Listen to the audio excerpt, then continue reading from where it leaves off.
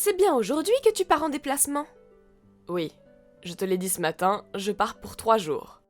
On avait quelques trucs à terminer ce matin au bureau. On part en début d'après-midi. Ok, donc il n'y a pas de changement. Pourquoi? C'est bien la première fois que t'as l'air de t'inquiéter.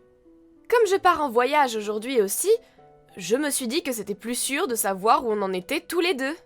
Je vois. Tu diras bonjour à Sarah de ma part, d'ailleurs. On rentre normalement en même temps que toi. Ok. Je me sens mal de partir en vacances alors que toi, tu pars pour le travail. Il y a que moi qui vais pouvoir me reposer. Je t'ai déjà dit de pas t'en faire. Et puis, même si c'est pour le travail, ça me change du quotidien. Ah bon?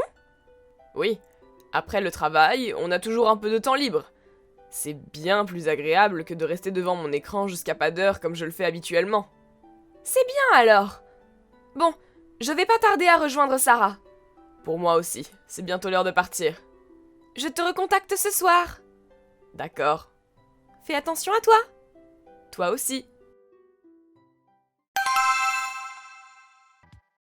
Alors, ça se passe bien? On a terminé le travail. Je viens d'arriver dans ma chambre d'hôtel. Je suis épuisée. Tu m'étonnes. Enfin, je vais pouvoir me reposer. Qu'est-ce que vous avez fait au travail? Comme d'habitude, des négociations. Je peux pas donner de détails, mais on a signé un contrat avec des clients. Mon pauvre. Se déplacer juste pour signer un contrat? C'est un gros client. On soigne nos relations avec. Et puis, c'est plus simple de comprendre ce que les clients veulent vraiment quand on est face à face. Je comprends. D'ailleurs, ta société est plutôt généreuse, hein? Pourquoi? Réserver une suite de plusieurs centaines d'euros pour un employé? C'est sympa, dis donc! Ah bon? J'ai jamais entendu parler de ça. C'est vrai qu'on nous réserve souvent un hôtel le plus proche possible des clients, mais c'est toujours moins de 100 euros. Et puis, cette fois-ci, on n'est pas à Paris. Donc, les prix sont plutôt abordables. Ah bon? Les Champs-Élysées sont pas à Paris? Pardon? Pour être honnête, j'ai réservé dans le même hôtel que toi. Quoi? Mais... Je croyais que t'étais avec Sarah. Oui, on s'est dit qu'on allait faire les touristes à Paris. Attends, je croyais que vous alliez faire du ski. Tu m'as dit que vous partiez à la montagne. Ah, ça! On a changé d'avis. Finalement, on s'est décidé sur Paris. Vraiment? Bah quoi? T'as pas l'air content. C'est pas ça. Je suppose que t'as compris ce qu'il se passait. Si je te parle d'une certaine Solène, ça te dit quelque chose? Hein? Elle t'accompagne dans ton... C'est quoi déjà? Un déplacement pour le travail, c'est ça? Vous êtes dans la même chambre. C'est marrant, non? Il devait plus y avoir de chambre libre. Ta société aurait pu faire un effort pour chercher un autre hôtel quand même. Attends. Je suppose que tu dis ça parce que tu nous as vus à la réception de l'hôtel, c'est ça? En fait, il y a eu un couac de leur côté. On était censé avoir 2 chambres séparées, et ils nous ont mis une suite ensemble. Ils ont promis de nous préparer une autre chambre, mais pendant ce temps, on attend dans la suite. Ils en mettent du temps, d'ailleurs. C'est trop tard, Mohamed. Pas la peine de téléphoner à la réception pour changer de chambre. Je te dis que c'est vrai. Fais-moi confiance. Je peux comprendre que ça paraisse suspect, mais c'est vraiment une erreur de l'hôtel. Je te jure. Arrête.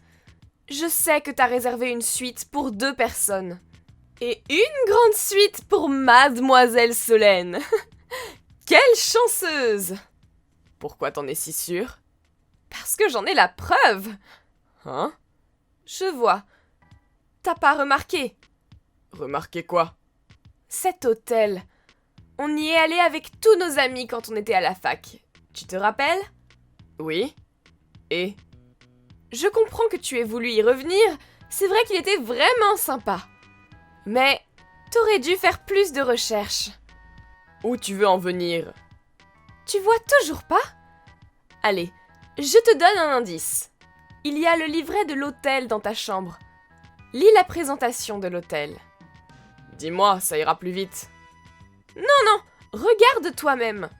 Ok. Alors? C'est pas possible. C'est Sarah, la gérante? Eh oui, c'est elle qui gère tout ici. Mais la dernière fois qu'on est venu, la gérante était une femme dans la cinquantaine. Je me souviens d'elle. C'est la mère de Sarah. Elle a eu quelques problèmes de santé ces dernières années. Après s'être mariée, Sarah a hérité de sa place. J'étais pas au courant. C'est pas tout. Le père de Sarah est le propriétaire de l'hôtel. Si on a pu réserver dans un hôtel aussi classe quand on était à la fac, c'est grâce à Sarah. C'est vrai qu'au resto, on avait eu le droit à des boissons et des desserts gratuits. Oui, et on a eu des réductions sur le prix des chambres. Pour en revenir au sujet principal, quand t'as réservé dans cet hôtel, c'était justement Sarah qui était à la réception et qui t'a eu au téléphone. Quoi? Comme elle était entourée de ses employés, elle a fait comme si de rien n'était, mais elle t'a reconnu. Et comme t'as parlé de venir avec ta femme, elle a tout de suite pensé à moi. Normal, non? Après ça, elle m'a contactée pour me donner des conseils sur les lieux à visiter autour de l'hôtel. Évidemment, je comprenais pas de quoi elle parlait. C'est comme ça que j'ai découvert que tu me trompais. Voilà. Je sais pas quoi dire. Oh, mais j'ai pas fini, moi. Il me semble que cette fameuse Solène est la fille de ton client, non? Attends, comment tu sais ça? Tu sais, il ne faut jamais sous-estimer une femme énervée. T'as tout découvert, alors? Oui? Qu'est-ce que tu comptes faire? J'aime Solène, et c'est réciproque. Je veux qu'on divorce. T'aurais au moins pu faire semblant d'hésiter. J'y peux rien. Elle est belle, élégante et bien élevée. Et c'est la fille du patron d'une grande société. Elle vaut bien mieux que toi. Maintenant que tu le dis, t'as toujours aimé ce genre de filles. Les filles qui se tiennent bien droites et qui sont parfaites de la tête aux pieds. Oui, c'est la femme idéale pour moi. Bref, je reprends où j'en étais. Moi aussi, je veux divorcer. Mais avant ça, tu sais que tu vas devoir me payer des dommages et intérêts. Bien sûr. Je compte pas te faire de cadeaux là-dessus. Tu as des économies? Non. Mais je sais que Solène est prête à m'aider. Et son futur mari héritera de la société de son père. En l'occurrence, son futur mari, c'est moi. La société est 10 fois plus grande que celle où je travaille actuellement. Le salaire sera bien meilleur. En gros, te payer des dommages et intérêts ne sera pas un problème pour moi. Je sais, on dirait une histoire tout droit sortie d'un film, mais c'est la réalité. Je suis l'homme le plus chanceux du monde. Désolée de briser tes rêves, mais tu n'as pas l'air au courant. Quoi? C'est pas toi qui hériteras de l'hôtel. C'est le neveu du patron. Hein? Apparemment, c'est déjà prévu pour l'année prochaine. Quoi? Son neveu? Oui. D'ailleurs, désolée de t'apprendre ça, mais ta Solène est déjà promise à quelqu'un d'autre, et en plus de ça, elle a plusieurs amants. T'es juste un amant parmi tant d'autres. Quoi? Tu rigoles? Dis-moi que c'est une blague. Tiens donc, on dirait que t'étais au courant de rien, mon pauvre. Donc, je peux pas hériter de la société. On dirait bien. Mais c'est ça qui t'inquiète le plus? Quoi? Il y a autre chose? Le père de Solène, il est au courant de votre relation. Il est vraiment pas content. Il a décidé de déshériter sa fille et a contacté ta société pour annuler votre contrat. Pardon? Il a dit que les actes d'un certain employé l'ont profondément déplu. Je me demande de quoi il parle. Attends, comment tu peux savoir ce qu'il se passe à mon travail? Il n'y a aucune raison que ces informations soient relayées à l'extérieur. Tu mens, c'est ça? Tu croyais vraiment que j'allais me faire avoir? Il est là, le père de Solène. Quoi? Je l'ai prévenu de votre relation et je lui ai expliqué que j'allais régler toute cette histoire aujourd'hui. Il a répondu qu'il allait m'accompagner. Donc, le voilà à l'hôtel avec moi.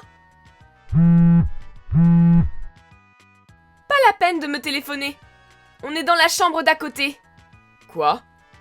On vous rejoint dans quelques secondes. On a aussi appelé un avocat.